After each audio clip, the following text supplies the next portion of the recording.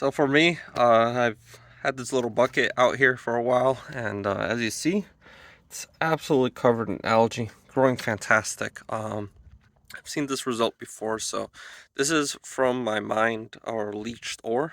This is from one of the mines that I'm working with. We processed the ore. We just put it in a bucket. Uh, just for further analysis. I want to wait until I get that wavelength dispersive XRF running, but yeah. Uh, It's absolutely fantastic. It's all the ore that I run through my systems, even though it's originally heavy in lead, heavy in arsenic, heavy in and sometimes even mercury, heavy in a lot of these toxic stuff. Afterwards, in a lot of times it's just barren. Like in this case, this was just mostly just pure sand. There's nothing in it for life to grow in. And after through my electrolysis leaching system, you have life just thriving in it. There's a lot of studies that I even see mosquitoes starting to grow in there. But yeah, there's a lot of studies that talk about how you can use electrolysis to increase yields of hydroponics by 20 to over 50%. Okay, so let me clarify this again. Using electricity, you can increase the yield of a hydroponic farm, and even major farms also, if you apply this technology in a certain way, but easily on hydroponics, very easy, very low energy consumption. It's very tiny amount of electricity compared to the overall overhead costs. You can increase your yields by 20 to 50% just by electricity. That's it. That's all you need. You can, and the reason why this happens, is because a lot of people who are into nutrition probably notice a lot better what I'm about to explain. But there's, you can have, for example, calcium. Okay, you can have calcium carbonate, for example. And then you can have calcium in a different complex, in a different compound that's a lot more easily digestible. Okay, so let's say you eat calcium carbonate, only a small percentage of that you're actually going to be able to digest and use into your body, versus another compound which is a lot more easily digestible and absorbed by your body.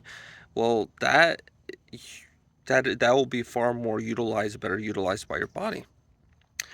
And all this actually goes down to the electrovoltage potential. So again, what electrolysis does is it creates these free floating ions which have such a much higher electron voltage potential, and we're only talking about a couple volts here, which again, electrolysis does. My system does. It creates these free floating ions, and it creates these compounds which are a lot more easily absorbed by plants and life. So you pretty much convert nutrients that otherwise were very difficult to be absorbed. So typical fertilizer, for example, as we know, it just destroys the lands, kills animals, and you have to use so much of it, even though only a tiny percentage actually gets absorbed by the plants.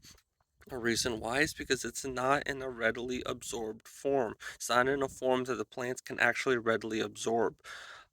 So one of my favorite examples to give is the symbiosis between plants and mushrooms.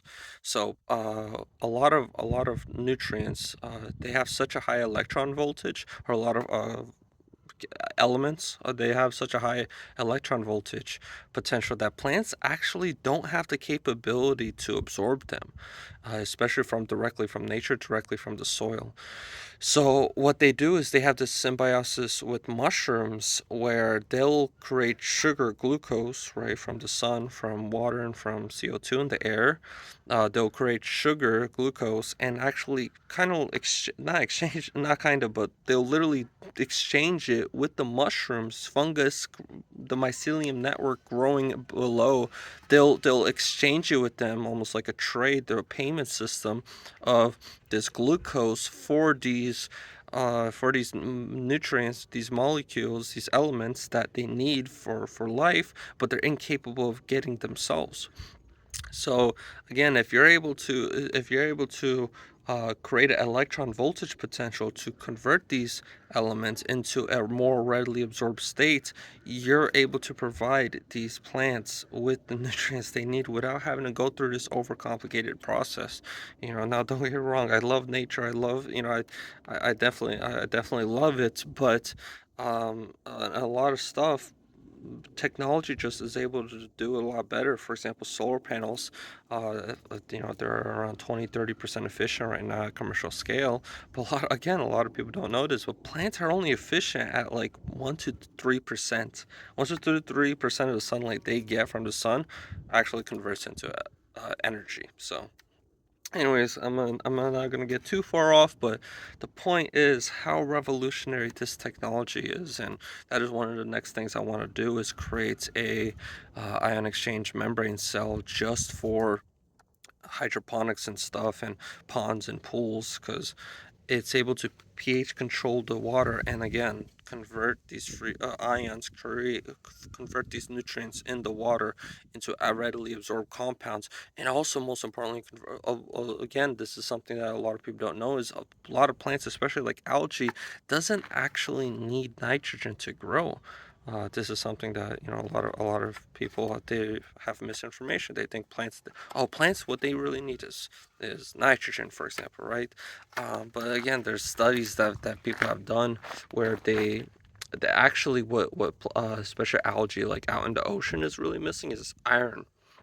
So again, I've really readily absorbed iron, and what they did was they dumped a bunch of iron. Again, this was a controversial thing that they did because they found as pollution, blah blah blah, because they used some iron waste as the source, and they people were trying to claim that they were using this as an excuse to dump waste, blah blah, whatever you want to take from that study. But they did a test and they dumped iron in the ecosystem, and they found huge flourishing of algae and then phytoplankton and then higher forms of life. And after a couple years, yields and fish harvest rates just skyrocketed high. This is a huge, huge thing that a lot of people are proposing. It's again very controversial because there's always things in the long term that you don't know. But the point that I find most beautiful from that study is, this conception that we have that, for example, we need to add nitrogen, we need to add phosphates, we need to add all these things, for the plants to be able to do, and and we've just been doing this for hundreds of years and not thinking about it, not thinking, why is 90% of over 95% of our fertilizers are we throwing at these plants just getting run off? Why is it killing all the soil? Why are they having disease and issues and other problems with being able to absorb other types of nutrients? This is weird. I don't know. Can't figure it out, but oh well. And there's then you have studies like that which show, hey, actually, if you just supplement them with, iron, and or if you use electricity, you can increase yields just by that by 50%. Absolutely amazing. So yeah, it's early in the morning. I'm gonna get back to work, but I hope you guys find this interesting. If there's somebody that knows that can actually make use of this, I've tried contacting some universities and they suck. Yeah, the mainstream institutions just suck. But if there's somebody who please can reach out and help me distribute this technology, it'd be really fascinating, really amazing. But yeah, my email is irowow@gmail.com. Thank you for watching. Stay subscribed, and I'll keep posting videos. And I'm not gonna give up. I'm gonna keep putting in a lot of money into this project. Keep open sourcing it. Keep showing it to the world. And yeah, so thank you for watching. Stay subscribed.